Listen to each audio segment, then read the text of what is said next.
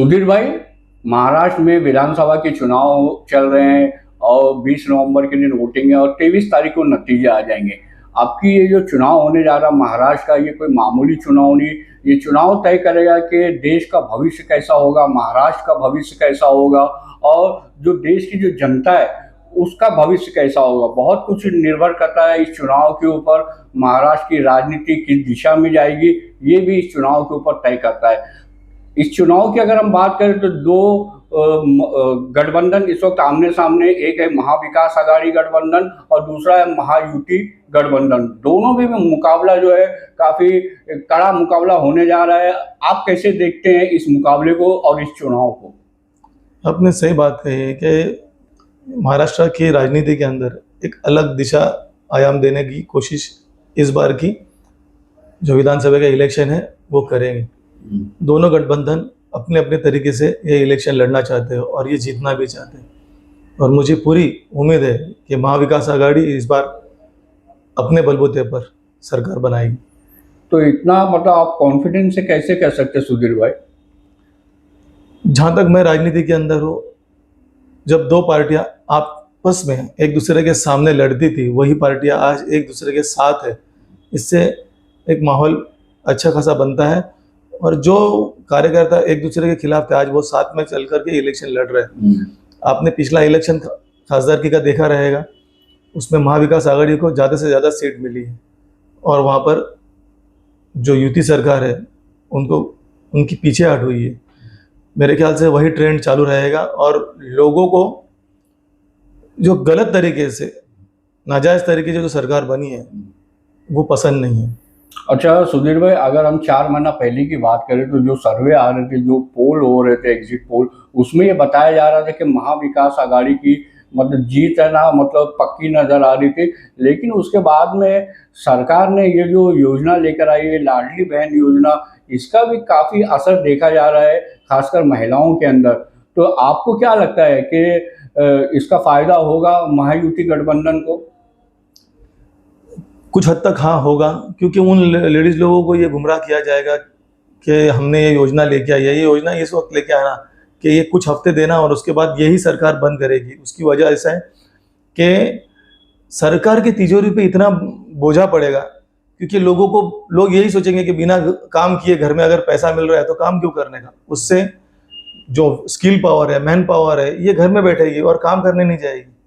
हम चाहते हैं कि जो काम करने जा रहे हैं उनका पगार बढ़ाइए। यही पैसा अगर आपको देना ही था ना तो डायरेक्ट खाते में दे करके घुमा के देने की जरूरत नहीं। सबके आपके गैस के खाते आपके पास हैं। अगर सबको गैस का पैसा अगर आप हर महीने में गैस का 800 रुपया या 12,000 रुपया वो दे दिए होते और 500 रुपया MSCB जो इलेक्ट्रिक बोर्ड है उसको दे दिए होते तो भी काम हो जाता था। उनके घर का ऑटोमेटिक खर्चा कम ही हो जाता था। लेकिन ऐसा नहीं करके आपने ये पॉलिटिकल गिमिक किया, ये पॉलिटिकल स्टंट है। देखो हम अभी 1500 दे रहे, कल हमको 3000 देंगे, हमको चुन के लेके आओ। ऐसे इसके ऊपर इलेक्शन कमीशन को भी सोचना चाहिए। लेकिन फिलहाल आप देख रहे हो क्या कोर्ट और क्या इलेक्शन कमीशन जो कठपुतली बन के रह चुकी है। सुधीर भाई, अब हम बात करेंगे कलवा विधानसभा की। यहाँ पे भी चुनावी माहौल जो है काफ़ी गरमाया हुआ है। एक तरफ जो महाविकास आघाड़ी के जो कैंडिडेट है, 3 बार से MLA डॉक्टर जितेंद्र आवाड साहब है और दूसरी तरफ महायुति की तरफ से नजीमुल्ला साहब खड़े हुए हैं। काफ़ी कड़ा मुकाबला यहाँ पर भी माना जा रहा है। तो यहाँ पे जो जिस तरीके से मतलब राजनीतिक गर्मा गर्मी हो रही है उसको लेके आप क्या कहेंगे, किसका पल्ला भारी आपको नजर आ रहा है? मैं किसी व्यक्तिगत टिप्पणी में नहीं जाऊंगा, लेकिन मुझे पता है कि महाविकास आघाड़ी के जो उम्मीदवार है इनकी निशानी तुतारी है, वो इस बार भी अपना पूरा दमखम से विजय हासिल करेंगे। लेकिन कहा तो ये जा रहा है, ये बातें सामने आ रही है कि उनके खिलाफ काफ़ी नाराज़गी है लोगों के अंदर, खासकर टोरेंट के मामले को लेके। जिस तरीके से टोरेंट ने की वजह से लोग परेशान हैं, बिल को लेके, बिल अधिक आ रहे हैं और लोगों के अंदर काफ़ी गुस्सा पाया जा रहा है टोरेंट को लेके। और जो विरोधी लोग हैं जिस तरीके से प्रचार कर रहे कि आवाड साहब ने टोरेंट को लाया, तो कहीं ना कहीं आवाड साहब के भी प्रति लोगों की नाराजगी है। क्या ये नाराजगी आवाड साहब को भारी पड़ सकती है? दूसरा, कब्रिस्तान का जो मसला है वो भी इन दिनों काफ़ी गरमाया हुआ है, जिसे लेके विरोधी पक्ष काफ़ी निशाना साध रहे आवाड साहब के ऊपर। आपको नहीं लगता कि ये जीत इतनी आसान नहीं होगी आपके अवार्ड साहब के लिए? देखो, कोई भी जीत आसान हो ऐसा कोई चाहता नहीं है। जितनी कठिन है उतना मज़ा ज़्यादा आएगा। हमेशा आपने देखा रहेगा कि एकदम जो चीज़ आसानी से पार की जाती है उसके लिए उतनी उसकी वैल्यू होती नहीं है। अगर आपको आखिरी का ओवर बचा है और 6 बॉल में 6 रन मारने हैं तो 36 रन मारना बहुत मुश्किल बात होती है, और एक बार वो मार लिए तो वो जीत और वो जो आवाज़ होती है वो चारों तरफ सुनाई देती है। तो मुझे भी ऐसा लगता है कि इस वक्त अगर ऐसा आपको लगता है, मुझे नहीं लगता है कि उतनी है, बस कुछ माहौल क्रिएट किया गया और थोड़ा सा धन का उपयोग हो करके थोड़ा सा माहौल ख़राब करने की कोशिश की जा रही है। अच्छा सुधीर भाई, हमारे जो सिटिंग एमएलए अवार्ड साहब वो 3 बार से यहाँ के विधायक रह चुके हैं, ये चौथा चुनाव लड़ने जा रहे हैं। तो उनके सामने जो है नजीमुल्ला साहब, वो भी मुस्लिम कैंडिडेट है। आप जानते हैं कि मुमरा के अंदर मुस्लिम लोगों की संख्या काफ़ी ज़्यादा है और मुस्लिम चेहरा भी है। तो लोग ये मतलब लोगों के अंदर बहुत सारे लोगों में ये बातें भी चलती है कि आपकी बार मुस्लिम आमदार होना चाहिए। ये फैक्टर भी क्या काम करेगा अवार्ड साहब को हराने में? आपको लगता है कि इसका असर होगा मुस्लिम समुदाय के ऊपर मुमरा के? क्यों नहीं, मैं क्या बोलता हूँ कि अगर मुस्लिम आमदार हो, ऐसा किसने कहा है नहीं होना चाहिए? होना चाहिए, लेकिन वो अगर मुमरा का होता तो बहुत बेहतर होता।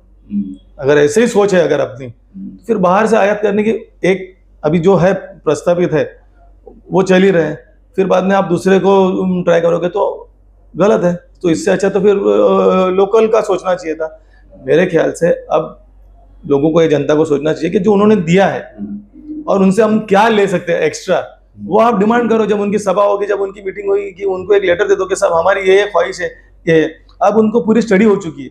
नया आएगा, नए चीज से बात करेगा, शायद वो अपने मुमरा के तौर तरीके जानता है नहीं जानता है, ये सब बातें होगी उसमें। तो मेरी आवाम से, एक मुस्लिम जनता से, देखो मुमरा के अंदर मुस्लिम आबादी ज़्यादा है, फिर भी हम लोग चुन के आते हैं। तो मुमरा कभी ये सोच के नहीं चलता है। मुमरा सोच के चलता है कि हमको किसको देना है किसको नहीं देना है। हिंदू और मुस्लिम, ये फिगर आज तक मुझे नहीं लगा कि मुमरा में चलिए। अच्छा सुधीर भाई, अवार्ड साहब 15 सालों से यहाँ के एमएलए है। अगर हम बीते 15 सालों की बात करें, जिस तरीके से विकास के दावे किए जाते हैं आपके सहयोगी दल एनसीपी द्वारा, तो 15 साल के अंदर अगर मैं आपसे पूछूं कि अवार्ड साहब ने कौन कौन से विकास के काम किए आपकी नज़र में, तो क्या बताना चाहोगे? ऐसा है, मैं सेना से बिलोंग करता था। हमने सेना का हमेशा जो सेना ने काम किया है उसको उजागर किया, लोगों तक पहुंचाया। अब इस बार महाविकास आघाड़ी हम एक साथ आके लड़ रहे इलेक्शन, तो उन्होंने कुछ ऐसे काम किए जैसे अब आगे का रास्ता जो उनके काल में रोड वाइंडिंग हुई थी, अभी एमएम वाली का जो रोड है, भले म्युनिसिपल कॉर्पोरेशन, लेकिन सोच किसकी है वो हिसाब से उन्होंने किया। नगर पालिका ने बहुत सी चीज हम देंगे ऐसा कहा था, लेकिन दी नहीं थी। अब इन्होंने लेके आई, ठीक है। जब भी बच्चे बड़े होते हैं तो हर बच्चे के अंदर कुछ कमियां, कुछ अच्छाइयाँ, कुछ खूबी, कुछ बुराइयां होती है।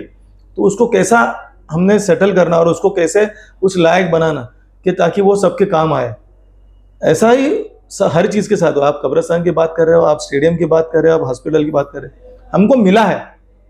अब उसको किस तरह से अच्छे से हमको इस्तेमाल कर रहे हैं, उसमें क्या क्या चीज़ हमको चाहिए या क्या क्या दुरुस्त कर रहे हैं, उसके और हमने गौर करना चाहिए। अच्छा सुधीर भाई, अगर मैं आपसे पूछूं कि मतलब मुमरा में कोई एक ऐसा काम जो बीते 15 सालों में हो जाना चाहिए था जिससे आवाम को काफ़ी फायदा होता, लेकिन वो अभी तक नहीं हुआ, उस बारे में आप क्या कहेंगे? मेरे ख्याल से मुमरा के अंदर हमको इस बार मेट्रो की सख्त ज़रूरत है।